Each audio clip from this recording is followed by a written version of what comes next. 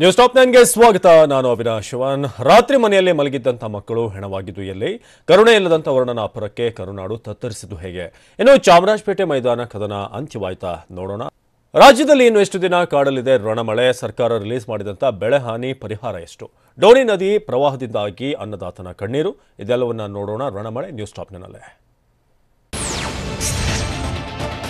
ಕರುನಾಡಿನಲ್ಲಿ ಮಹಾಮಳೆ ಅಬ್ಬರಿಸಿ ಬೊಬ್ಬಿರಿಯುತ್ತಿದೆ. ರಣಚಂಡಿ ಮಳೆಯಿಂದ ಅಲ್ಲೋಲ ಕಲ್ಲೋಲದ ಪರಿಸ್ಥಿತಿ ಸೃಷ್ಟಿಯಾಗಿದೆ. ರಾಜ್ಯದಲ್ಲಿ ಇನ್ನು 4 ದಿನ ಭಾರಿ ಮಳೆಯಾಗಲಿದೆ ಅಂತ ಹವಾಮಾನ ಇಲಾಖೆ ಮುನ್ಸೂಚನೆ ನೀಡಿದೆ. ಹೀಗಾಗಿ ಹಲವು ಜಿಲ್ಲೆಗಳಲ್ಲಿ ಮುನ್ನೆಚ್ಚರಿಕೆ ಘೋಷಿಸಲಾಗಿದೆ. ಉಡುಪಿಯಲ್ಲಿ ರೆಡ್ ಅಲರ್ಟ್ ಘೋಷಿಸಲಾಗಿದ್ದು, ನದಿ ಸಮುದ್ರ ತೀರದ ಜನತೆ ಎಚ್ಚರಿಕೆಯಿಂದ ಇರಲು ಸೂಚಿಸಲಾಗಿದೆ. ಯಾದಗಿರಿ ಜಿಲ್ಲೆಯಲ್ಲಿ ಯೆಲ್ಲೋ ಅಲರ್ಟ್ ಘೋಷಿಸಲಾಗಿದೆ. ಯಾವುದೇ ಕಾರಣಕ್ಕೂ ಜನರು ನದಿ ತೀರಕ್ಕೆ ತೆರಳದಂತೆ ಸೂಚಿಸಲಾಗಿದೆ.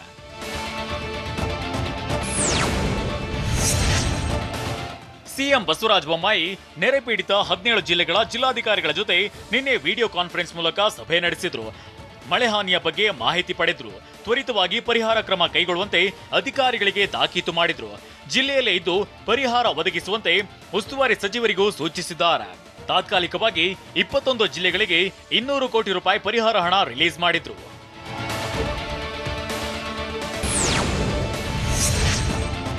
ತುಮಕೂರು ಜಿಲ್ಲೆಯಲ್ಲಿ ವರುಣಾರ್ಭಟಕ್ಕೆ ಸರಣಿ ಅವಾಂತರಗಳೇ ಸೃಷ್ಟಿಯಾಗಿದೆ. ಸುಮಾರು 400 ಎಕರೆಗೂ ಹೆಚ್ಚು ಕೃಷಿ ತೋಟಗಾರಿಕೆ ಬೆಳೆ ನಾಶವಾಗಿದೆ. ತುಮಕೂರು ತಾಲೂಕಿನ ನರಸಾಪುರ ಗ್ರಾಮದಲ್ಲಿ ತೋಟಗಳು ಕೆರೆಯಂತಾಗಿ ಬದಲಾಗಿದೆ. ಬುಗುಡನಹಳ್ಳಿ ಕೆರೆಯ ಹಿನ್ನೀರು ನುಗ್ಗಿ ಈ ಅವಾಂತರ ಸಂಭವಿಸಿದೆ. ತುಮಕೂರು ತಾಲೂಕಿನ ಗೂಳೂರು ಕೆರೆ ಕೋಡಿ ಬಿದ್ದಿದೆ. ಜಮೀನು ಮತ್ತು ಮನೆಗಳಿಗೆ ನೀರು ನುಗ್ಗುವ ಆತಂಕ ಎದುರಾಗಿದೆ. ಇತ್ತ ಅಮಾನಿಕೆರೆ ಕೋಡಿ ಬಿದ್ದು ದಿಬ್ಬೂರು ಗ್ರಾಮ ಬಹುತೇಕ ಜಲಾವೃತವಾಗಿದೆ. ದಿಬ್ಬೂರು ತುಮಕೂರು ಸಂಪರ್ಕಿಸುವ ರಸ್ತೆ ಮುಳುಗಿ ಹೋಗಿದೆ.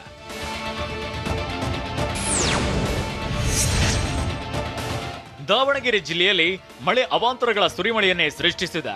ದಾರಿ ಕಾಣದೆ ಸೇತುವೆ ಬದಿಗೆ ಮರಳಿನ ಲಾರಿ ಬಿದ್ದಿದೆ. ಚಿರಡೋಣಿ ದೊಡ್ಡಘಟ್ಟ ಸಂಪರ್ಕ ಸೇತುವೆ ಮುಳುಗಡೆಯಿಂದ ಈ ಅನಾಹುತ ಸಂಭವಿಸಿದೆ. ದಾವಣಗೆರೆ ಜಿಲ್ಲೆಯ ಹನುಮಸಾಗರ ಬಳಿ ಹೊನ್ನಾಳಿ ತುಮ್ಮಿನಕಟ್ಟೆ ಸಂಪರ್ಕದ ರಸ್ತೆ ಕೊಚ್ಚಿ ಹೋಗಿದೆ. ಶಾಸಕ ರೇಣುಕಾಚಾರ್ಯ ತ್ವರಿತವಾಗಿ ರಸ್ತೆ ದುರಸ್ತಿಗೆ ಸೂಚಿಸಿದ್ದಾರೆ.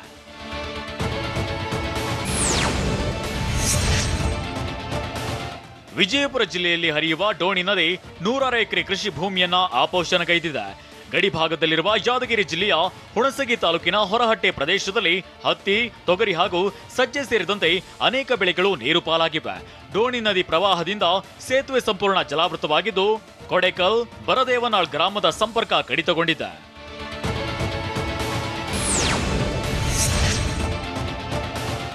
ಬೆಳಗಾವಿ ಜಿಲ್ಲೆಯ ಅಥಣಿ ತಾಲೂಕಿನ ಕಕಮರಿ ಗ್ರಾಮದಲ್ಲಿ ಧಾರಾಕಾರ ಮಳೆಗೆ ದ್ರಾಕ್ಷಿ ತೋಟ ಸಂಪೂರ್ಣ ಜಲಾವೃತಗೊಂಡಿದೆ.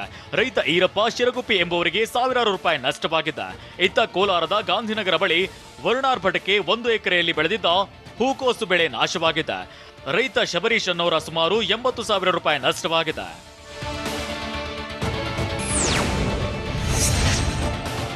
ಮಂಡ್ಯ, ರಾಮನಗರ ಜಿಲ್ಲೆಗಳಲ್ಲೂ ಭಾರೀ ಮಳೆಯಿಂದ ಹಳ್ಳ ಕೊಳ್ಳಗಳು ತುಂಬಿ ಹರಿಯುತ್ತಿವೆ. ಶಿಂಷಾ ನದಿ ಉಕ್ಕಿ ಹರಿಯುತ್ತಿದ್ದು, ಮಾರ್ಕೋನಹಳ್ಳಿ ಡ್ಯಾಂನಿಂದ 25,000 ಕ್ಯೂಸೆಕ್ ನೀರು ಹೊರಬಿಡಲಾಗಿದೆ. ಹೀಗಾಗಿ ಇಗ್ಗಲೂರು ದೇವೇಗೌಡ ಬ್ಯಾರೇಜ್ನಿಂದ 57,000 ಕ್ಯೂಸೆಕ್ ನೀರು ರಿಲೀಸ್ ಮಾಡಲಾಗಿದೆ. ಇನ್ನು ಕಣ್ವ ಡ್ಯಾಂನ ದೃಶ್ಯ ಡ್ರೋನ್ ಕ್ಯಾಮೆರಾದಲ್ಲಿ ಸರಿಯಾಗಿದೆ.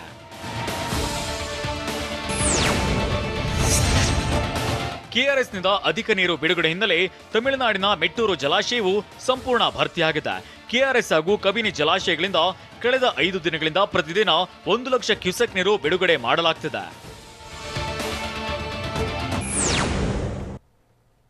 ದೇಶದಾದ್ಯಂತ ವರುಣಾರ್ಭಟದಿಂದ ಸರಣಿ ಅವಾಂತರ. ಜಮ್ಮು ಕಾಶ್ಮೀರದಲ್ಲಿ ಪ್ರವಾಹ ಪರಿಸ್ಥಿತಿಯಿಂದ ಬೆಚ್ಚಿದಂತಹ ಜನ. ಇನ್ನು ಅಮರನಾಥ ಯಾತ್ರಿಕರು ನಡು ರಸ್ತೆಯಲ್ಲಿ ಸಿಲುಕಿ ಪರದಾಡಿದ್ದು ಎಲ್ಲಿ? ಇದೆಲ್ಲವನ್ನ ನೋಡೋಣ ವರ್ಣಾಘಾತ ನ್ಯೂಸ್ ಟಾಪ್ 9ನಲ್ಲಿ.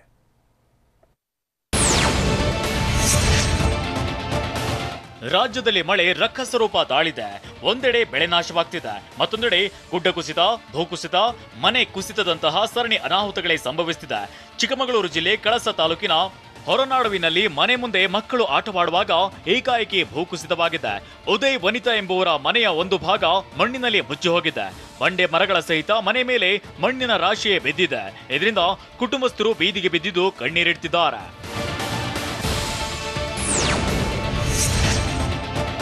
ಕೊಡಗಿನಲ್ಲಿ ಮಳೆಯಿಂದಾಗಿ ಭೂಕುಸಿತ ದಿನೇ ದಿನೇ ಜಾಸ್ತಿ ಆಗ್ತಿದೆ. ಸೋಮವಾರಪೇಟೆ ತಾಲೂಕಿನ ಮಾಲಂಬಿ ಕೂಡು ರಸ್ತೆಯ ಲಕ್ಷ್ಮಮ್ಮ ಎಂಬುವರ ಮನೆ ಕುಸಿದು ಬಿದ್ದಿದೆ.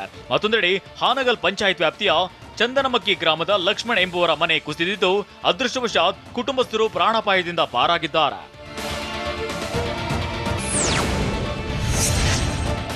ಮಡಿಕೇರಿ ಊರುಬೈಲು ಗ್ರಾಮದಲ್ಲಿ ರಸ್ತೆಯೊಂದು ಸುಮಾರು 15 ಅಡಿ ಆಳಕ್ಕೆ ಕುಸಿದು ಕೊಚ್ಚಿ ಹೋಗಿದೆ. ಇದರಿಂದಾಗಿ ಚೆಂಬು ಊರುಬೈಲು ಸಂಪರ್ಕ ಕಡಿತಗೊಂಡಿದೆ. ಇನ್ನು ದಬ್ಬಡ್ಕ ಗ್ರಾಮದ ಬಳಿ ಮತ್ತೊಂದು ಸೇತುವೆ ಕುಸಿದಿದೆ. 4 ದಿನಗಳ ಹಿಂದೆ ಸೇತುವೆ ಕುಸಿದಿದ್ದು 20ಕ್ಕೂ ಹೆಚ್ಚು ಕುಟುಂಬಗಳು ಸಂಚಾರಕ್ಕೆ ಪರದಾಡುವಂತಾಗಿದೆ. ಇನ್ನು ಕಾವೇರಿ ಅಪಾಯದ ಮಟ್ಟ ಮೀರಿ ಹರಿಯುತ್ತಿದ್ದು ನಾಪೋಕ್ಲು ಬೆಟ್ಟಗೆರೆ ಮಧ್ಯೆ ರಸ್ತೆ ಕುಸಿದಿದೆ. ನಾಪೋಕ್ಲು ಮೂರ್ನಾಡು ಸಂಪರ್ಕ ಕಡಿತಗೊಂಡಿದೆ.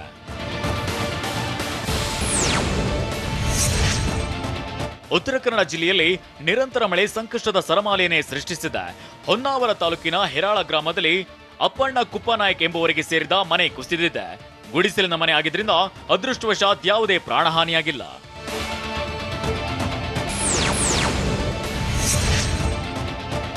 ತುಮಕೂರು ಜಿಲ್ಲೆಯಲ್ಲಿ ವರುಣಾರ್ಭಟ ಮುಂದುವರೆದಿದೆ. ಹೊಣಸಿಗೆರೆ ಗ್ರಾಮದಲ್ಲಿ ನರಸಿಂಹಮೂರ್ತಿ, ಪೂಜ ಹನುಮಯ್ಯ, ನರಸಯ್ಯ ಎಂಬುವರಿಗೆ ಸೇರಿದ 3 ಮನೆಯ ಗೋಡೆ ಕುಸಿತಗೊಂಡಿದೆ. ಇದರಿಂದ 3 ಕುಟುಂಬಗಳು ಕಂಗಾಲಾಗಿವೆ.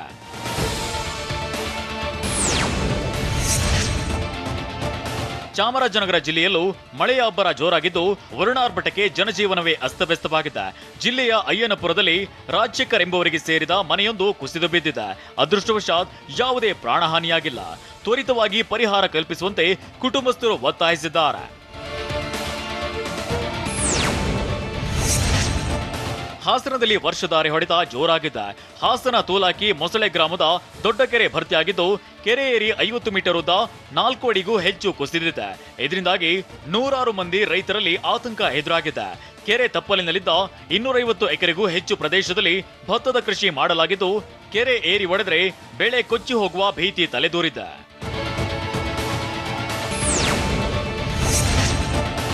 ಮಂಡ್ಯ ಜಿಲ್ಲೆಯಲ್ಲಿ ಕಳೆದ 4-5 ದಿನಗಳಿಂದ ಧಾರಾಕಾರ ಮಳೆ ಸುರಿಯುತ್ತಿದೆ. ಮೇಲುಕೋಟೆಯ ಅಕ್ಕತಂಗಿ ಕೊಳದ ತಡೆಗೋಡೆ ಕುಸಿಯುತ್ತಿದ್ದು ಕೊಳದ ಒಳಭಾಗಕ್ಕೆ ಕಲ್ಲುಗಳು ಬಿದ್ದಿವೆ. ತಡೆಗೋಡೆ ಕುಸಿತ ಹಿನ್ನೆಲೆ ಧನುಷ್ಕೋಟೆ ರಸ್ತೆಗೆ ಹಾನಿಯಾಗಿದೆ. ತಾತ್ಕಾಲಿಕವಾಗಿ ಪ್ರವಾಸಿಗರಿಗೆ ನಿರ್ಬಂಧ ವಿಧಿಸಲಾಗಿದೆ. ಇದಲ್ಲದೆ ಮೇಲುಕೋಟೆ ರಸ್ತೆಯ ಬಿ ಹೊಸಹಳ್ಳಿ ಬಳಿ ನೀರಿನ ರಭಸಕ್ಕೆ ರಸ್ತೆ ಭಾಗಶಃ ಕೊಚ್ಚಿ ಹೋಗಿದೆ. ಇನ್ನು ಕರ್ನಾಟಕ ಮಾತ್ರವಲ್ಲದೆ ದೇಶದ ಬೇರೆ ಬೇರೆ ಭಾಗಗಳಲ್ಲಿ ಮಳೆಯ ಅಬ್ಬರ ಹೇಗಿದೆ ನೋಡೋಣ ನ್ಯೂಸ್ ಟಾಪ್ನಲ್ಲಿ. ಮಹಾಮಳೆ ಕೇವಲ ಕರುನಾಡಿಗಷ್ಟೇ ಸೀಮಿತವಾಗಿಲ್ಲ. ದೇಶದ ಹಲವು ರಾಜ್ಯಗಳಲ್ಲಿ ವರುಣ ಅಬ್ಬರಿಸಿ ಬುಬ್ಬಿರಿಯುತ್ತಿದ್ದಾನೆ. ಕಾಶ್ಮೀರದಿಂದ ಕನ್ಯಾಕುಮಾರಿವರೆಗೂ ರಣಚಂಡಿ ಮಳೆಯಾಗ್ತಿದೆ. ಕೆಲ ರಾಜ್ಯಗಳಲ್ಲಂತೂ ನಿರಂತರ ಮಳೆಯಾಗ್ತಲೇ ಇದ್ದು ಸರಣಿ ದುರಂತಗಳೇ ಸಂಭವಿಸಿದೆ. ಪ್ರವಾಹ, ಭೂಕುಸಿತಕ್ಕೆ ಜನರು ಕಂಗಾಲಾಗಿ ಹೋಗಿದ್ದಾರೆ. ಅದೆಷ್ಟೋ ಪ್ರದೇಶಗಳ ಜನರು ಜೀವ ಕೈಯಲ್ಲಿ ಹಿಡಿದುಕೊಂಡೇ ದಿನ ದೂಡುತ್ತಿದ್ದಾರೆ. ಯಾವಾಗ ಅದೇನಾಗುತ್ತೋ ಅನ್ನೋ ಭೀತಿಯಲ್ಲೇ ಬದುಕ್ತಿದ್ದಾರೆ. ಕಣಿವೆ ರಾಜ್ಯ ಜಮ್ಮು ಕಾಶ್ಮೀರದಲ್ಲಿ ನಿರಂತರ ಮಳೆಗೆ ಪ್ರವಾಹ ಪರಿಸ್ಥಿತಿ ನಿರ್ಮಾಣವಾಗಿದೆ. ಪೂಂಚ್ ಜಿಲ್ಲೆಯಲ್ಲಿ ನದಿಗಳು ಉಕ್ಕಿ ಹರಿಯುತ್ತಿದೆ. ಪ್ರವಾಹದ ಮಧ್ಯೆ ಗ್ರಾಮಸ್ಥರು ಸಿಲುಕಿದ್ದು ಸೇನಾಪಡೆ ಮತ್ತು ಎನ್ಡಿಆರ್ಎಫ್ ಸಿಬ್ಬಂದಿ ಭರದ ರಕ್ಷಣಾ ಕಾರ್ಯಾಚರಣೆ ನಡೆಸುತ್ತಿದ್ದಾರೆ.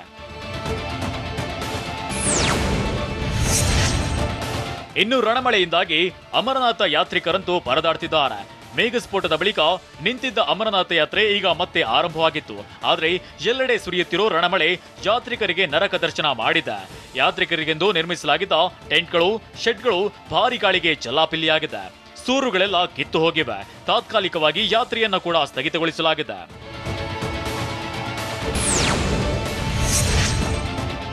ಒಂದ್ ಕಡೆ ಮಳೆ ಆಗ್ತಿದ್ರೆ ಮತ್ತೊಂದ್ ಕಡೆ ನೆಲವೇ ಕುಸಿದು ಬೀಳ್ತಿದೆ. ಯಾತ್ರಿಕರು ತೆರಳೋ ಮಾರ್ಗ ಮಧ್ಯೆ ಕೆಲವೆಡೆ ಭೂಕುಸಿತ ಸಂಭವಿಸಿದೆ. ಜೆಸಿಬಿ, ಹಿಟಾಚಿಗಳ ಮೂಲಕ ಮಣ್ಣು ತೆರವುಗೊಳಿಸಲಾಗಿದೆ. ಬಳಿಕ ಸಾವಿರಾರು ಮಂದಿ ಯಾತ್ರಿಕರು ಅಮರನಾಥದ ಕಡೆ ಪ್ರಯಾಣ ಮುಂದುವರೆಸಿದ್ದಾರೆ.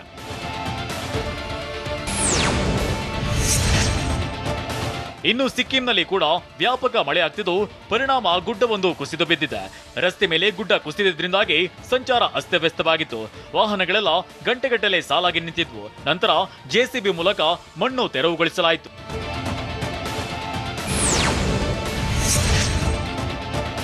ಒಡಿಶಾದಲ್ಲೂ ಮಹಾಮಳೆಗೆ ಪ್ರವಾಹ ಪರಿಸ್ಥಿತಿ ನಿರ್ಮಾಣವಾಗಿದೆ. ಅಂಡರ್ ಪಾಸ್ನಲ್ಲಿ ನೀರು ತುಂಬಿಕೊಂಡ ಪರಿಣಾಮ ಪ್ರಯಾಣಿಕರಿದ್ದ ಬಸ್ ಒಂದು ಸಂಪೂರ್ಣ ಮುಳುಗಡೆಯಾಗಿತ್ತು. ಸ್ಥಳೀಯರು ಮತ್ತು ರಕ್ಷಣಾ ಸಿಬ್ಬಂದಿ ಜೊತೆಗೂಡಿ ಬಸ್ನಲ್ಲಿದ್ದ ಪ್ರಯಾಣಿಕರನ್ನ ರಕ್ಷಿಸಿದ್ದಾರೆ.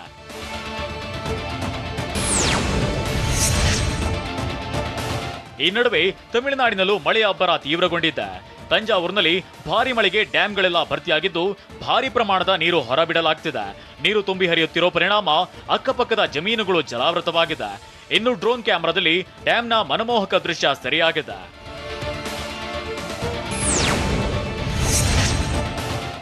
ಈ ನಡುವೆ ಕೇರಳದಲ್ಲೂ ಮಳೆರಾಯ ಅಬ್ಬರಿಸಿ ಬೊಬ್ಬಿರಿಯುತ್ತಿದ್ದು ಅವಾಂತರಗಳ ಸುರಿಮಳೆಯೇ ನಡೆದಿದೆ.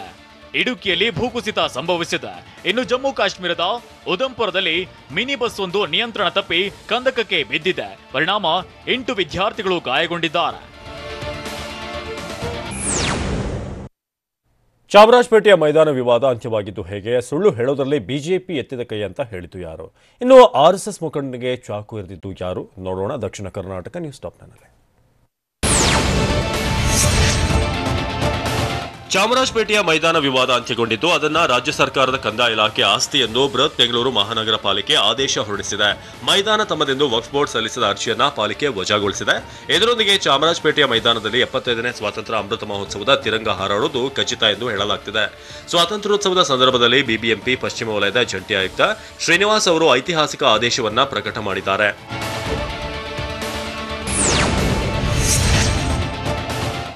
ವಕ್ಫ್ ಬೋರ್ಡ್ ಈವರೆಗೆ ಸುಪ್ರೀಂ ಕೋರ್ಟ್ ತೀರ್ಪಿನ ಪ್ರತಿ ಹಾಗೂ ಹಲವು ವರ್ಷಗಳ ಹಿಂದಿನ ತೆರಿಗೆ ಕಟ್ಟಿರುವ ಬಿಲ್ ಮಾತ್ರ ಹಾಜರುಪಡಿಸಿದೆ. ಇದರ ಹೊರತಾಗಿ ಬೇರೆ ಯಾವುದೇ ದಾಖಲೆ ವಕ್ಫ್ ಬೋರ್ಡ್ನಿಂದ ಸಲ್ಲಿಕೆ ಆಗಿಲ್ಲ. ಈ ವಿಚಾರವಾಗಿ ಬಿಬಿಎಂಪಿ ಇನ್ ಹೌಸ್ ಪ್ರೊಸೀಡಿಂಗ್ಸ್ ಕೂಡ ನಡೆದಿದ್ದು ಸಮರ್ಪಕ ದಾಖಲೆ ಸಲ್ಲಿಕೆಯಾಗಿಲ್ಲ. ಹೀಗಾಗಿ ಚಾಮರಾಜಪೇಟೆ ಈದ್ಗಾ ಮೈದಾನ ಬಿಬಿಎಂಪಿಯದ್ದೇ ಎಂಬುದು ಪಾಲಿಕೆ ಅಧಿಕಾರಿಗಳ ವಾದವಾಗಿತ್ತು. ಆದರೆ ವಕ್ಫ್ ಬೋರ್ಡ್ ಪಾಲಿಕೆ ಈ ಆದೇಶವನ್ನ ಅಲ್ಲಗಳೆದಿದ್ದು ಕಾನೂನಾತ್ಮಕವಾಗಿ ಹೋರಾಡ್ತೀವಿ ಅಂತ ಹೇಳ್ತಿದೆ. ಮೈದಾನವನ್ನು ತಮ್ಮ ಹೆಸರಿಗೆ ಖಾತಾ ಎಂಡೀಕರಣಕ್ಕೆ ವಕ್ಫ್ ಬೋರ್ಡ್ ಬಿಬಿಎಂಪಿಗೆ ಅರ್ಜಿ ಸಲ್ಲಿಸಿತ್ತು. ವಕ್ಫ್ ಬೋರ್ಡ್ ಅರ್ಜಿ ವಜಾಗೊಳಿಸಿದ ಬಿಬಿಎಂಪಿ ಚಾಮರಾಜಪೇಟೆ ಮೈದಾನ ರಾಜ್ಯ ಸರ್ಕಾರದು ಎಂದು ಆದೇಶ ಹೊರಡಿಸಿದೆ. ಇದರೊಂದಿಗೆ ಚಾಮರಾಜಪೇಟೆ ಜನರ 60 ವರ್ಷಗಳ ಹೋರಾಟಕ್ಕೆ ಜಯ ಸಿಕ್ಕಂತಾಗಿದೆ. 2 ತಿಂಗಳ ಕಾಲಾವಕಾಶ ನೀಡಿದ್ರೂ ವಕ್ಫ್ ಬೋರ್ಡ್ ಪೂರಕ ದಾಖಲೆಗಳನ್ನು ಸಲ್ಲಿಸಿಲ್ಲ. ವಕ್ಫ್ ಬೋರ್ಡ್ದು ಎನ್ನುವುದಕ್ಕೆ ದಾಖಲೆ ಕೇಳಿ ವಕ್ಫ್ ಬೋರ್ಡ್ಗೆ 2-3 ಬಾರಿ ಜಂಟಿ ಆಯುಕ್ತ ಶ್ರೀನಿವಾಸ್ ನೋಟಿಸ್ ನೀಡಿದ್ರು.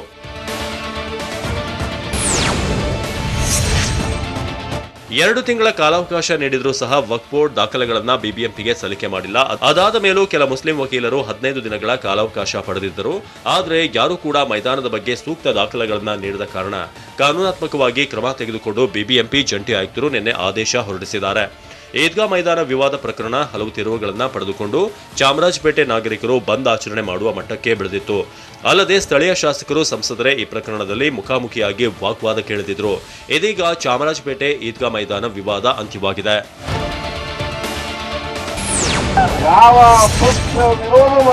ಆರ್ಎಸ್ಎಸ್ ವಿರುದ್ಧ ಸಿದ್ದರಾಮಯ್ಯ ಮತ್ತೆ ವಾಗ್ದಾಳಿ ನಡೆಸಿದ್ದಾರೆ. ಸ್ವಾತಂತ್ರ್ಯ ಹೋರಾಟದಲ್ಲಿ ಆರ್ಎಸ್ಎಸ್ನ ಯಾರೊಬ್ಬರೂ ಸತ್ತಿಲ್ಲ.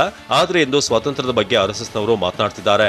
ಬಿಜೆಪಿಯವರು ಡೋಂಗಿ ದೇಶಭಕ್ತರು, ನಾಟಕ ಮಾಡೋದ್ರಲ್ಲಿ, ಸುಳ್ಳು ಹೇಳೋದ್ರಲ್ಲಿ ಬಿಜೆಪಿಯವರದ್ದು ಎತ್ತಿದ ಕೈ ಅಂತ ಚಿಕ್ಕಬಳ್ಳಾಪುರದ ಚಿಂತಾಮಣಿಯಲ್ಲಿ ಸಿದ್ದರಾಮಯ್ಯ ಕಿಡಿಕಾರಿದ್ರು. ಇತ್ತೀಚಿನ ದಿನಗಳಲ್ಲಿ ಸಿದ್ದರಾಮಯ್ಯ ಪದೇ ಪದೇ ಆರ್ಎಸ್ಎಸ್ ಅನ್ನ ಟಾರ್ಗೆಟ್ ಮಾಡ್ತಿದ್ದಾರೆ.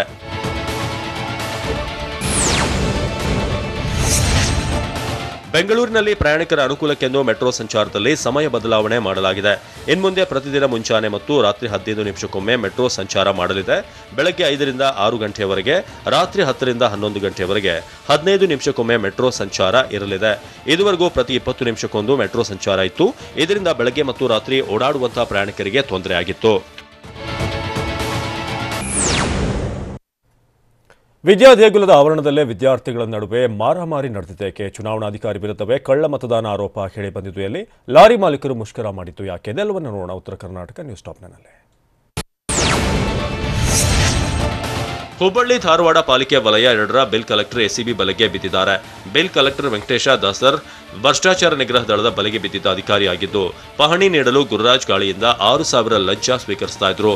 ಬಾರ್ ಅಂಡ್ ರೆಸ್ಟೋರೆಂಟ್ನಲ್ಲಿ ಲಂಚ ಸ್ವೀಕರಿಸುವಾಗ ಎಸಿಬಿಗೆ ರೆಡ್ ಹ್ಯಾಂಡ್ ಆಗಿ ಸಿಕ್ಕಿಬಿದ್ದಿದ್ದಾರೆ. ಎಸಿಬಿ ಡಿವೈಎಸ್ಪಿ ಮಹಾಂತೇಶ್ವರ ಜಿದ್ದಿ ನೇತೃತ್ವದಲ್ಲಿ ಕಾರ್ಯಾಚರಣೆ ನಡೆಸಲಾಗಿದೆ. ಸಿದ್ದರಾಮಯ್ಯ ಅಮೃತ ಮಹೋತ್ಸವ ದೀಪಾವಳಿ ಆಫರ್ ರೀತಿ ಪಕ್ಷಕ್ಕೆ ಒಂದು ಹೊಸ ಶಕ್ತಿ ಕೊಟ್ಟಿದೆ ಅಂತ ಬೆಳಗಾವಿಯಲ್ಲಿ ಕೆಪಿಸಿಸಿ ಕಾರ್ಯಾಧ್ಯಕ್ಷ ಸತೀಶ್ ಜಾರಕಿಹೊಳಿ ಹೇಳಿದ್ದಾರೆ. ಕರ್ನಾಟಕ ರಾಜ್ಯ ಕಾಂಗ್ರೆಸ್ನ ಎಲ್ಲಾ ನಾಯಕರು ಒಗ್ಗಟ್ಟಾಗಿದ್ದೇವೆ. ಸಿದ್ದರಾಮಯ್ಯನವರನ್ನ ತಬ್ಬಿಕೊಳ್ಳುವಂತೆ ಡಿಕೆಶಿಗೆ ಸೂಚಿಸಿದರಲ್ಲಿ ತಪ್ಪಿಲ್ಲ. ಮನಸಾರೆ ತಬ್ಬಿಕೊಂಡೇ ಸಿದ್ದರಾಮಯ್ಯ ಡಿಕೆಶಿ ಕೈಜೋಡಿಸಿದ್ದಾರೆ ಅಂತ ಸತೀಶ್ ಜಾರಕಿಹೊಳಿ ಹೇಳಿದ್ದಾರೆ.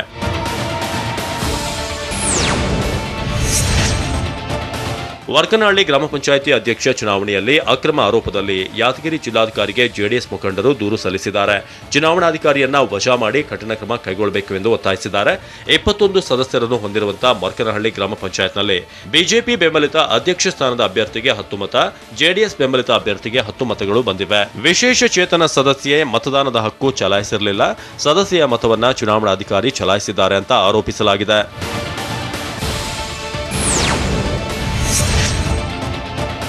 ಬಳ್ಳಾರಿಯ ಸಂಡೂರಿನಲ್ಲಿ ಅದಿರು ಲಾರಿ ಮಾಲೀಕರು ಅನಿರ್ದಿಷ್ಟಾವಧಿ ಮುಷ್ಕರ ನಡೆಸಿದ್ದಾರೆ. ಜಿಂದಾಲ್ ಕಾರ್ಖಾನೆಯ 7 ಗಣಿಗಳ ಎದುರು 1000ಕ್ಕೂ ಹೆಚ್ಚು ಲಾರಿಗಳನ್ನು ನಿಲ್ಲಿಸಿ ಬೃಹತ್ ಪ್ರತಿಭಟನೆ ಮಾಡಿದ್ದಾರೆ.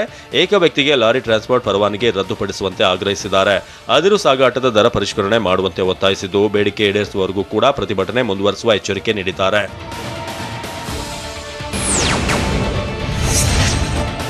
ಬಳ್ಳಾರಿ ಜಿಲ್ಲೆ ಸಂಡೂರು ತಾಲೂಕಿನ ಅಂಕಮನಾಳ ಗ್ರಾಮದಲ್ಲಿ ಕಲುಷಿತ ನೀರು ಕುಡಿದು ಜನರಿಗೆ ವಾಂತಿ ಭೇದಿ ಪ್ರಕರಣದಲ್ಲಿ ಅಸ್ವಸ್ಥರ ಸಂಖ್ಯೆ 50ಕ್ಕೆ ಏರಿಕೆಯಾಗಿದೆ. ಅಸ್ವಸ್ಥ 22 ಮಂದಿಯನ್ನ ಸಂಡೂರು ಸರ್ಕಾರಿ ಆಸ್ಪತ್ರೆಗೆ ದಾಖಲಿಸಲಾಗಿದೆ. ಗ್ರಾಮದ ತುರ್ತು ಚಿಕಿತ್ಸಾ ಕೇಂದ್ರದಲ್ಲಿ 6 ಜನರಿಗೆ ಚಿಕಿತ್ಸೆ ಕೊಡಿಸಲಾಗಿದೆ. ಚರಂಡಿ ಮಿಶ್ರಿತ ನೀರು ಕುಡಿದು ಈ ಘಟನೆ ಸಂಭವಿಸಿದೆ ಎನ್ನಲಾಗಿದೆ.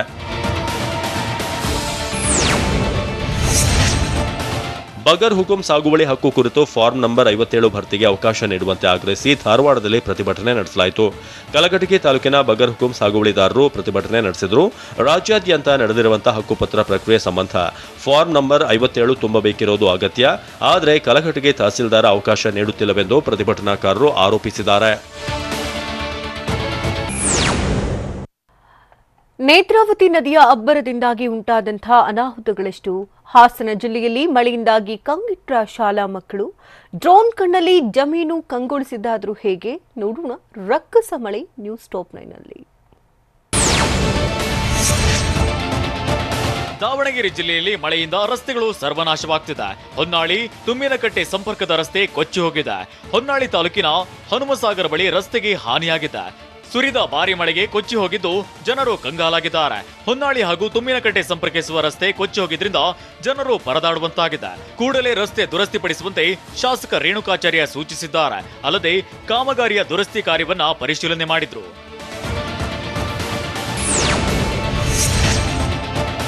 ದಕ್ಷಿಣ ಕನ್ನಡ ಜಿಲ್ಲೆಯ ಮಳೆ ಆರ್ಭಟಕ್ಕೆ ಜನರು ದಿಗಿಲು ಬಿದ್ದಿದ್ದಾರೆ. ಮಹಾಮಳೆಗೆ ನೇತ್ರಾವತಿ ನದಿ ಮೈದುಂಬಿ ಹರಿಯುತ್ತಿದೆ. ದಕ್ಷಿಣ ಕನ್ನಡ ಜಿಲ್ಲೆಯಲ್ಲಿ ನೇತ್ರಾವತಿ ನದಿ ಇದ್ದು ಪ್ರವಾಹದ ಭೀತಿ ಎದುರಾಗಿದೆ. ತಗ್ಗು ಪ್ರದೇಶಗಳಿಗೆ ನೀರು ನುಗ್ಗುವ ಭೀತಿ ಮನೆ ಮಾಡಿದೆ. ನೇತ್ರಾವತಿ ನದಿ ಪಕ್ಕದ ಜಮೀನುಗಳಿಗೆ ನೀರು ನುಗ್ಗಿದ್ದು ಅನ್ನದಾತರು ಕಂಗಾಲಾಗಿ ಹೋಗಿದ್ದಾರೆ. ಕೆಲ ನಡುಗಡ್ಡೆಗಳು ನೀರಿನಲ್ಲಿ ಮುಳುಗಡೆಯಾಗಿದ್ದು ಜನರು ಪತ್ರಗುಟ್ಟಿ ಹೋಗಿದ್ದಾರೆ.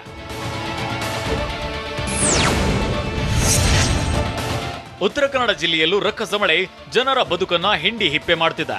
ಕರಾವಳಿ ಭಾಗದಲ್ಲಿ ಮಳೆ ಜನರನ್ನ ಶೇಕ್ ಮಾಡಿದ್ದ. ಯಲ್ಲಾಪುರ ತಾಲೂಕಿನ ಇಡಗುಂದಿ ಬಳಿಯ ರಾಷ್ಟ್ರೀಯ ಹೆದ್ದಾರಿ 63ರಲ್ಲಿ ರಸ್ತೆಗೆ ಮರ ಬಿದ್ದು ಅವಾಂತರವೇ ಆಗೋಗಿತ್ತು. ರಸ್ತೆಯಲ್ಲಿ ಮರ ಬಿದ್ದ ಹಿನ್ನೆಲೆ ಕೆಲ ಕಾಲ ಸಂಚಾರ ಕೂಡ ಅಸ್ತವ್ಯಸ್ತವಾಗಿತ್ತು.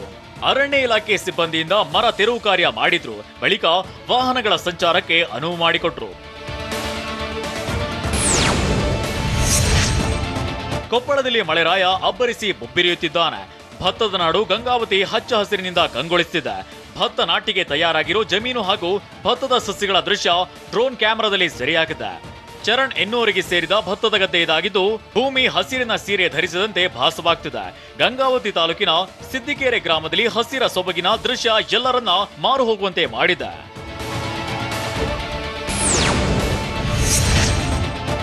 ಹಾಸನ ಜಿಲ್ಲೆ ಮಲೆನಾಡು ಭಾಗದಲ್ಲಿ ಮಳೆ ಅಬ್ಬರಿಸಿ ಬೊಬ್ಬಿರಿಯುತ್ತಿದೆ. ಸಕಲೇಶಪುರದಲ್ಲಿ ಅಂಗನವಾಡಿ ಶಾಲೆಗಳಿಗೆ ರಜೆ ಘೋಷಣೆ ಮಾಡಲಾಗಿದೆ. ಸಕಲೇಶಪುರ ತಹಶೀಲ್ದಾರ್ ಜಯಕುಮಾರ್ ಆದೇಶವನ್ನ ಹೊರಡಿಸಿದ್ದಾರೆ. ಕಳೆದ 1 ವಾರದಿಂದ ಮಲೆನಾಡು ಭಾಗದಲ್ಲಿ ವರುಣ ಮತ್ತೆ ಅಬ್ಬರಿಸುತ್ತಿದ್ದಾನೆ. ಮಳೆಯಿಂದ ಶಾಲಾ ಮಕ್ಕಳಿಗೆ ಅನಾನುಕೂಲ ಆಗ್ತಿದೆ. ಹೀಗಾಗಿ ಮುನ್ನೆಚ್ಚರಿಕೆ ಕ್ರಮವಾಗಿ ಶಾಲೆಗಳಿಗೆ ರಜೆ ಘೋಷಣೆ ಮಾಡಲಾಗಿದೆ.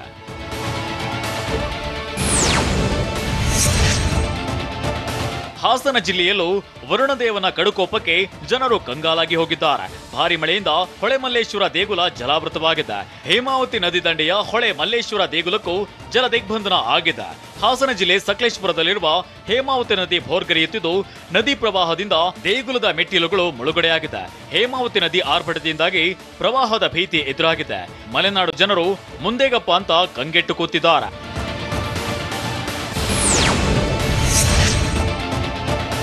ಉತ್ತರ ಕರ್ನಾಟಕ ಭಾಗದಲ್ಲಿ ಡೋಣಿ ನದಿ ಕೋಪಕ್ಕೆ ಜನರು ವಿಲವಿಲ ಅನ್ನೋ ಹಾಗಾಗಿದೆ. ಡೋನಿ ನದಿಯ ಪ್ರವಾಹದಿಂದಾಗಿ ಸೇತುವೆ ಸಂಪೂರ್ಣ ಜಲಾವೃತವಾಗಿದೆ. ಸೇತುವೆ ಜಲಾವೃತ ಆಗಿರೋದ್ರಿಂದ ಕೊಡೇಕಲ್ ಹಾಗೂ ಬರದೇವನಾಳ್ ಗ್ರಾಮಗಳ ಸಂಪರ್ಕ ಕಡಿತವಾಗಿದೆ. ಯಾದಗಿರಿ ಜಿಲ್ಲೆ ಹುಣಸಗಿ ತಾಲೂಕಿನ ಗ್ರಾಮಗಳ ಸಂಪರ್ಕ ಕಟ್ ಆಗಿರೋದ್ರಿಂದ ಜನರು ಪರದಾಡೋ ಪರಿಸ್ಥಿತಿ ನಿರ್ಮಾಣವಾಗಿದೆ. ಸೇತುವೆ ಮುಳುಗಡೆ ಹಿನ್ನೆಲೆ ವಾಹನ ಸವಾರರು ಪರದಾಡುತ್ತಿದ್ದಾರೆ. ಸೂಕ್ತ ಪರಿಹಾರ ಕಲ್ಪಿಸುವಂತೆ ಜನರು ಮನವಿ ಮಾಡಿದ್ದಾರೆ.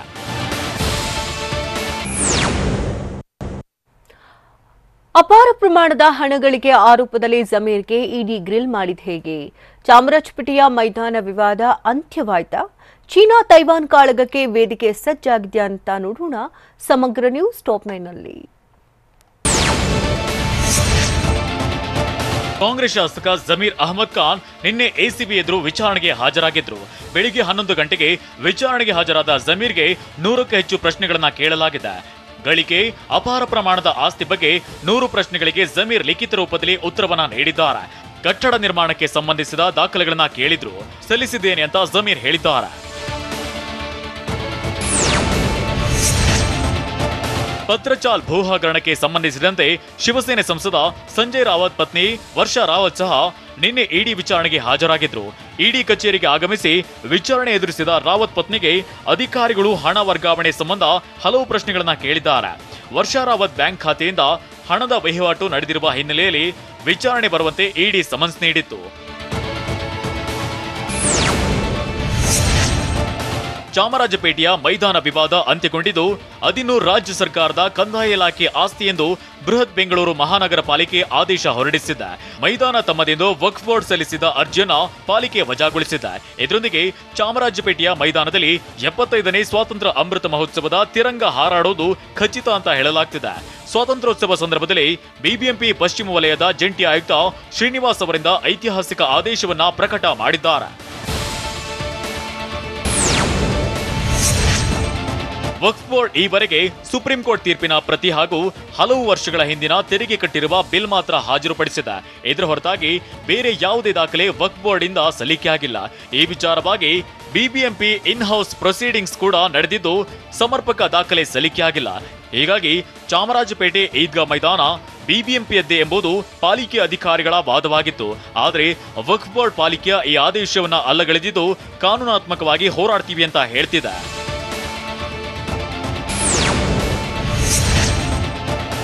ಮೈದಾನವನ್ನ ತಮ್ಮ ಹೆಸರಿಗೆ ಖಾತಾ ಇಂಡೀಕರಣಕ್ಕೆ ವಕ್ಫ್ ಬೋರ್ಡ್ ಬಿಬಿಎಂಪಿಗೆ ಅರ್ಜಿ ಸಲ್ಲಿಸಿತ್ತು. ವಕ್ಫ್ ಬೋರ್ಡ್ ಅರ್ಜಿ ವಜಾಗೊಳಿಸಿದ ಬಿಬಿಎಂಪಿ ಚಾಮರಾಜಪೇಟೆ ಮೈದಾನ ರಾಜ್ಯ ಸರ್ಕಾರದ್ದು ಅಂತ ಆದೇಶ ಹೊರಡಿಸಿದೆ.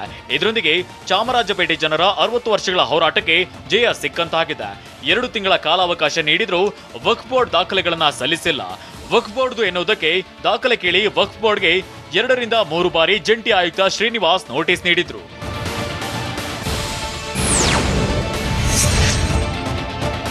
2 ತಿಂಗಳ ಕಾಲಾವಕಾಶ ನೀಡಿದ್ರೂ ಸಹ ವಕ್ಫ್ ಬೋರ್ಡ್ ದಾಖಲೆಗಳನ್ನ ಬಿಬಿಎಂಪಿಗೆ ಸಲ್ಲಿಕೆ ಮಾಡಿಲ್ಲ. ಅದಾದ ಮೇಲೂ ಕೆಲ ಮುಸ್ಲಿಂ ವಕೀಲರು 15 ದಿನ ಕಾಲಾವಕಾಶ ಪಡೆದಿದ್ರು. ಆದ್ರೆ ಯಾರು ಕೂಡ ಮೈದಾನದ ಬಗ್ಗೆ ಸೂಕ್ತ ದಾಖಲೆಗಳನ್ನ ನೀಡದ ಕಾರಣ ಕಾನೂನಾತ್ಮಕವಾಗಿ ಕ್ರಮ ತೆಗೆದುಕೊಂಡು ಬಿಬಿಎಂಪಿ ಜಂಟಿ ಆಯುಕ್ತರು ನಿನ್ನೆ ಆದೇಶವನ್ನ ಹೊರಡಿಸಿದ್ದಾರೆ. ಈದ್ಗಾ ಮೈದಾನ ವಿವಾದ ಪ್ರಕರಣ ಹಲವು ತಿರುವುಗಳನ್ನ ಪಡೆದುಕೊಂಡು ಚಾಮರಾಜಪೇಟೆ ನಾಗರಿಕರು ಬಂದ್ ಆಚರಣೆ ಮಾಡುವ ಮಟ್ಟಕ್ಕೆ ಬೆಳೆದಿತ್ತು. ಅಲ್ಲದೆ ಸ್ಥಳೀಯ ಶಾಸಕರು, ಸಂಸದರೇ ಈ ಪ್ರಕರಣದಲ್ಲಿ ಮುಖಾಮುಖಿಯಾಗಿ ವಾಗ್ವಾದಕ್ಕೆ ಇಳಿದಿದ್ರು. ಇದೀಗ ಚಾಮರಾಜಪೇಟೆ ಈದ್ಗಾ ಮೈದಾನ ವಿವಾದ ಅಂತ್ಯವಾದಂತಾಗಿದೆ.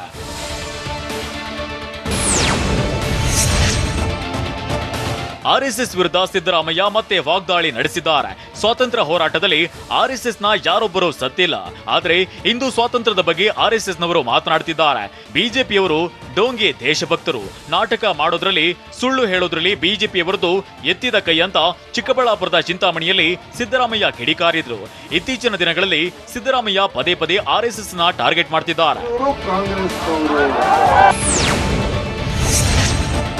ಚೀನಾ ತೈವಾನ್ ನಡುವಿನ ಕಾಳಗ ಮತ್ತಷ್ಟು ವಿಕೋಪಕ್ಕೆ ತಿರುಗಿದೆ. ಅಮೆರಿಕ ಸಂಸತ್ನ ಸ್ಪೀಕರ್ ತೈವಾನ್ ಭೇಟಿ ಬಳಿಕ ಹೊತ್ತಿಕೊಂಡ ಕಿಡಿ ಮತ್ತಷ್ಟು ಧಗಧಗಿಸುತ್ತಿದೆ. ತೈವಾನ್ ಮೇಲೆ ಚೀನಾ ಮುಗಿಬೀಳುತ್ತಿದೆ.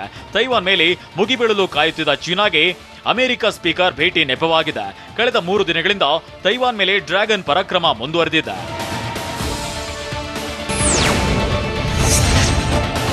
ಚೀನಾದ 20 ವಾಯುಪಡೆ ವಿಮಾನಗಳು ತೈವಾನ್ನ ವಾಯು ರಕ್ಷಣಾ ವಲಯವನ್ನ ಪ್ರವೇಶಿಸಿದೆ. ಅಲ್ಲದೆ ತೈವಾನ್ ಜಲಸಂಧಿ ಸುತ್ತಲೂ ಡ್ರ್ಯಾಗನ್ ದೇಶದ 14 ಸೇನಾ ನೌಕೆಗಳು ಚಟುವಟಿಕೆ ನಡೆಸುತ್ತಿದೆ ಅಂತ ತೈವಾನ್ ರಕ್ಷಣಾ ಸಚಿವಾಲಯ ಹೇಳಿದೆ. ಅಮೆರಿಕದ ಸಂಸತ್ ಸ್ಪೀಕರ್ ನ್ಯಾನ್ಸಿ ಪೆಲೋಸಿ ತೈಪೆ ಭೇಟಿ ವಿರುದ್ಧ ಚೀನಾ ತನ್ನ ಪ್ರತೀಕಾರದ ಕ್ರಮಗಳನ್ನ ಇನ್ನಷ್ಟು ತೀಕ್ಷ್ಣವಾಗಿಸಿದೆ. ನಿನ್ನೆಯಷ್ಟೇ ಪೆಲೋಸಿ ಮತ್ತು ಅವರ ಕುಟುಂಬದ ಮೇಲೆ ನಿರ್ಬಂಧ ಘೋಷಣೆ ಮಾಡಿದ ಚೀನಾ ಅಮೆರಿಕ ಜೊತೆಗಿನ ಮಹತ್ವದ ರಕ್ಷಣಾ ಮಾತುಕತೆಗಳನ್ನ ರದ್ದುಗೊಳಿಸಿದೆ. ಕಾಮನ್ವೆಲ್ತ್ನಲ್ಲಿ 9ನೇ ದಿನ ಭಾರತಕ್ಕೆ 3 ಚಿನ್ನ. ಯಶ್ ಮನೆಯಲ್ಲಿ ವರಮಹಾಲಕ್ಷ್ಮಿ ಪೂಜೆ ಹೇಗಿತ್ತು? ಹೊಂದಿಸಿ ಬರೆಯಿರಿ ಹಾಡು ಹೇಗಿದೆ? ಇದೆಲ್ಲವನ್ನ ನೋಡೋಣ ಎಂಟರ್ಟೈನ್ಮೆಂಟ್ ನ್ಯೂಸ್ ಟಾಪ್ 9 ನಲ್ಲಿ. ಕ್ರೀಡಾಕೂಟದ ಕುಸ್ತಿ ಅಖಾಡದಲ್ಲಿ ಭಾರತದ ಪದಕ ಬೇಟೆ ಮುಂದುವರೆದಿದೆ. 57 ಕೆಜಿ ಕುಸ್ತಿ ವಿಭಾಗದಲ್ಲಿ ಭಾರತದ ರವಿಕುಮಾರ್ ದಹಿಯಾ ಮತ್ತು 74 ಕೆಜಿ ವಿಭಾಗದಲ್ಲಿ ನವೀನ್ ಚಿನ್ನದ ಪದಕಕ್ಕೆ ಮುತ್ತಿಕ್ಕಿದ್ರು. ಮತ್ತೊಂದೆಡೆ ಮಹಿಳೆಯರ 53 ಕೆಜಿ ಕುಸ್ತಿ ವಿಭಾಗದಲ್ಲಿ ವಿನೇಶ್ ಪೋಗಟ್ ಬಂಗಾರ ಗೆದ್ದು ಬೀಗಿದ್ರು. ಇದರೊಂದಿಗೆ ಭಾರತ ಕಾಮನ್ವೆಲ್ತ್ ಗೇಮ್ಸ್ನಲ್ಲಿ 12 ಚಿನ್ನದ ಪದಕಗಳನ್ನು ಗೆದ್ದ ಸಾಧನೆ ಮಾಡಿದೆ.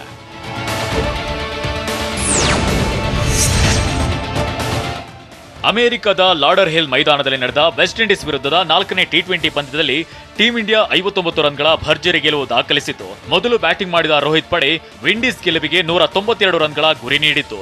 ಈ ಗುರಿ ಬೆನ್ನತ್ತಿದ ವಿಂಡೀಸ್ 132 ರನ್ಗಳಿಗೆ ಆಲ್ಔಟ್ ಆಯಿತು. ಈ ಮೂಲಕ ಟೀಂ ಇಂಡಿಯಾ ಇನ್ನೊಂದು ಪಂದ್ಯ ಬಾಕಿ ಇರುವಂತೆಯೇ 3-1 ಅಂತರದಲ್ಲಿ ಟಿ20 ಸರಣಿ ಗೆದ್ದು ಬೀಗಿದೆ.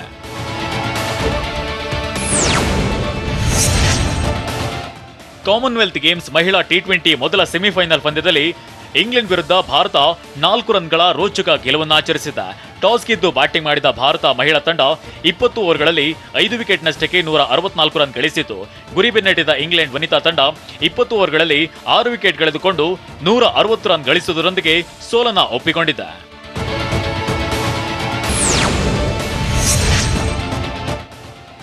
ಕಾಮನ್ವೆಲ್ತ್ ಗೇಮ್ಸ್ನಲ್ಲಿ ಭಾರತೀಯ ಮಹಿಳಾ ತಂಡ ಐತಿಹಾಸಿಕ ಸಾಧನೆ ಮಾಡಿದೆ. ಮಹಿಳಾ ಟಿ20ಯ ಸೆಮಿಫೈನಲ್ನಲ್ಲಿ ಇಂಗ್ಲೆಂಡ್ ತಂಡವನ್ನ ಸೋಲಿಸಿರುವ ಹರ್ಮನ್ಪ್ರೀತ್ ಕೌರ್ ಪಡೆ ಪ್ರಶಸ್ತಿ ಸುತ್ತಿಗೆ ಲಗ್ಗೆ ಇಟ್ಟಿದೆ. ಕಾಮನ್ವೆಲ್ತ್ ಗೇಮ್ಸ್ನಲ್ಲಿ ಮಹಿಳಾ ಕ್ರಿಕೆಟ್ ತಂಡ ಫೈನಲ್ಗೆ ಏರುತ್ತಿರುವುದು ಇದು ಮೊದಲ ಬಾರಿ. ಇಂದು ಗೇಮ್ಸ್ನ ಮಹಿಳಾ ಟಿ20 ಫೈನಲ್ ಪಂದ್ಯ ಬರ್ಮಿಂಗ್ಹ್ಯಾಮ್ನ ಎಜ್ಬಾಸ್ಟನ್ನಲ್ಲಿ ನಡೆಯಲಿದೆ.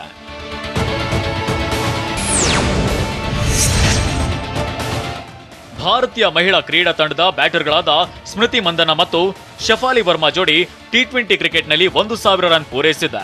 ಬರ್ಮಿಂಗ್ಹ್ಯಾಮ್ ಕಾಮನ್ವೆಲ್ತ್ ಗೇಮ್ಸ್ನಲ್ಲಿ ಇಂಗ್ಲೆಂಡ್ ವಿರುದ್ಧ ಆರಂಭಿಕರಾಗಿ ಆಡಿದ ಜೋಡಿ 1000 ರನ್ ಪೂರೈಸಿದೆ. ಇಂಗ್ಲೆಂಡ್ ವಿರುದ್ಧ ಮಂದನ 32 ಬಾಲ್ಗಳಲ್ಲಿ 61 ರನ್ ಮತ್ತು ವರ್ಮಾ 15 ರನ್ ಬಾರಿಸಿದ್ರು.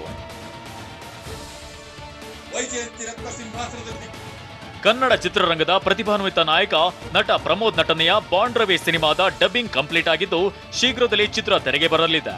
11 ವರ್ಷಗಳಿಂದ ನಿರ್ದೇಶನ ವಿಭಾಗದಲ್ಲಿ ಕೆಲಸ ಮಾಡಿರುವ ಪ್ರಜ್ವಲ್ ಎಸ್ಪಿ ಸಿನಿಮಾಗೆ ಆಕ್ಷನ್ ಕಟ್ ಹೇಳಿದ್ದು ಇದೊಂದು action love story ಸಿನಿಮಾವಾಗಿದೆ.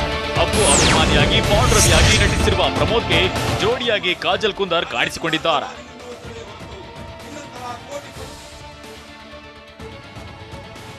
Rocking star Yash ತಮ್ಮ ಮನೆಯಲ್ಲಿ ವರಮಹಾಲಕ್ಷ್ಮಿ ಹಬ್ಬವನ್ನ ಅದ್ದೂರಿಯಾಗಿ ಆಚರಣೆ ಮಾಡಿದ್ದಾರೆ.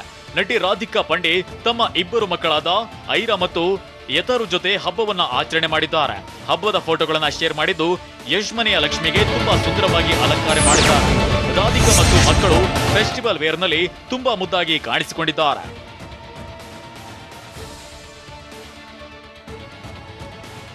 ಸ್ಯಾಂಡಲ್ವುಡ್ನಲ್ಲಿ ಕಾಲೇಜ್ ಫ್ರೆಂಡ್ಶಿಪ್ ಸ್ಟೋರಿಯನ್ನಿಟ್ಕೊಂಡು ಬರ್ತಿರೋ ಸಿನಿಮಾ ಪದವಿ ಪೂರ್ವ.